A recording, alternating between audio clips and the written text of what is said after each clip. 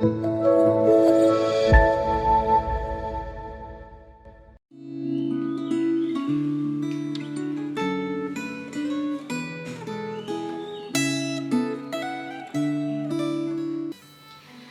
saudara-saudara yang dikasihi oleh Tuhan, bersyukur sekali pada hari ini kita masih diberikan kesempatan oleh Tuhan untuk bangun di pagi hari, bersaat teduh dan menjalankan aktivitas. Sebelum kita memulai proses renungan pada hari ini, mari kita berdoa terlebih dahulu. Tuhan, terima kasih Tuhan atas berkat pada hari ini, sehingga kami masih diberikan kesempatan untuk melakukan renungan. Tuhan juga kiranya Kau berkati agar proses renungan ini dapat menjadi teguran, mengingatkan, dan sekaligus menguatkan bagi kami. Tuhan, kami serahkan segala proses renungan pada hari ini ke dalam tangan-Mu. Di dalam nama Tuhan Yesus kami berdoa. Amin. Judul renungan pada hari ini yaitu Jangan Ragu. Dan bacaannya diambil dari Kisah Para Rasul pasal yang ke-10. Saya akan membacakan beberapa ayat yang merupakan inti utama dari perenungan hari ini. Untuk keseluruhannya, saudara-saudara dapat membacakannya secara masing-masing. Berikut bunyinya. Kisah Para Rasul pasal 10 ayat 34 sampai dengan 36 dan 42 bunyinya. Lalu mulailah Petrus berbicara katanya, "Sesungguhnya aku telah mengerti bahwa Allah tidak membedakan orang. Setiap orang dari bangsa manapun yang takut akan Dia dan yang mengamalkan kebenaran berkenan kepadanya. Itulah firman yang Ia suruh sampaikan kepada orang-orang Israel, yaitu firman yang memberitakan damai sejahtera oleh Yesus Kristus yang adalah Tuhan dari semua orang." Dan ayat 42, "Dan Ia telah menugaskan kami memberitakan kepada seluruh bangsa dan bersaksi, bahwa Dialah yang ditentukan Allah menjadi hakim atas orang-orang hidup dan orang-orang mati." Amanat agung Tuhan Yesus telah sangat jelas kepada kita semua sebagai murid Tuhan.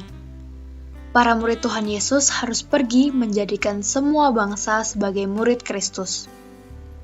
Dari bacaan firman Tuhan pada hari ini, kita tahu bahwa murid Kristus harus menjadi saksi bukan hanya di kota Yerusalem saja, tetapi di seluruh dunia.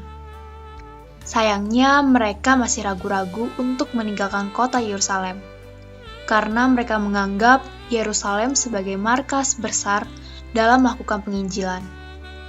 Penganiayaan terhadap para pengikut Kristus membuat orang-orang percaya banyak yang tersebar ke berbagai tempat. Tetapi berbeda dengan para rasul, yang masih tetap berkumpul di Yerusalem saja. Bila mereka keluar kota, mereka akan kembali lagi dan tetap tinggal di Yerusalem. Dari bacaan Alkitab pada hari ini kita belajar bahwa Allah telah menegaskan Injil keselamatan di dalam Yesus Kristus itu bukan diperuntukkan bagi orang-orang Yahudi saja, tetapi sebuah Injil keselamatan dalam Yesus Kristus itu harus dibagikan kepada orang-orang yang non-Yahudi.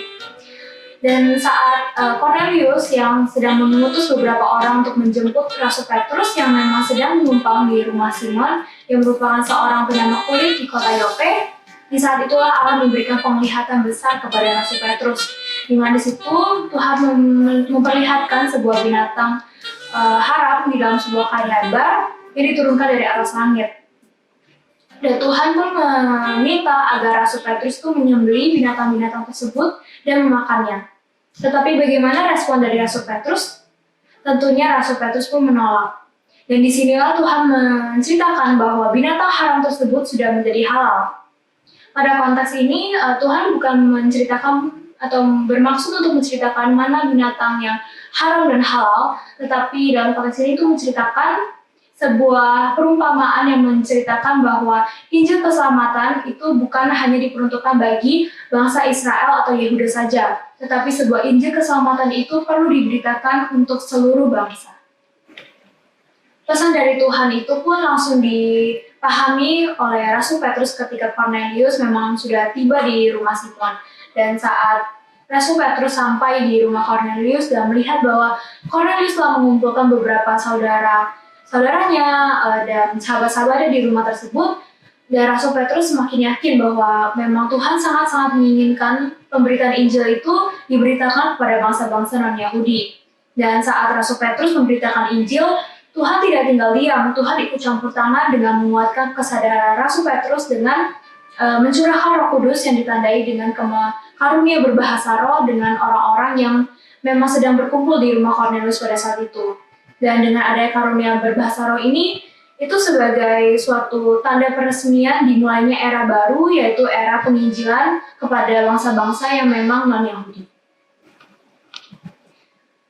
Bagaimana dengan kita? Apakah kita telah melakukan tugas dan tanggung jawab kita sebagai murid Tuhan?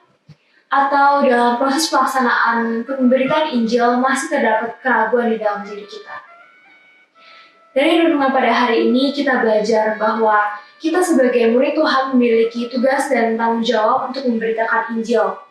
Dan dalam proses melakukan pemberitaan Injil juga bisa dilakukan lewat aktivitas kita sehari-hari dengan menunjukkan sebuah sikap orang yang telah diselamatkan oleh Tuhan.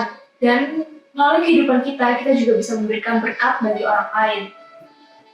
Dan percayalah, ketika kita sebagai murid Tuhan ingin melakukan tugas dan tanggung jawab tersebut, Tuhan pasti bantu kita, Tuhan pasti menyertai dan menopang kita dalam segala keadaan. Sehingga dalam proses perjalanannya kita percaya dan yakin bahwa Tuhan pasti menyertai kita. Sebelum menutup renungan pada hari ini, marilah kita berdoa. Tuhan, terima kasih Tuhan atas berkat pada hari ini, sehingga Kau telah memberkati dalam proses perenungan hari ini. Tuhan, kami juga belajar banyak bahwa kami sebagai murid Tuhan harus melakukan tugas dan tanggung jawab kami untuk memberitakan Injil kepada orang-orang yang masih belum percaya. Tapi mungkin seringkali kami masih mendapatkan keraguan dalam diri kita masing-masing, tapi kami percaya Tuhan pasti bantu, Tuhan kuatkan dan memberikan keberanian kepada kami. Tuhan, semuanya kami serahkan dalam tangan-Mu, Tuhan yang Kau berkati. Di dalam nama Tuhan Yesus kami berdoa. Amin.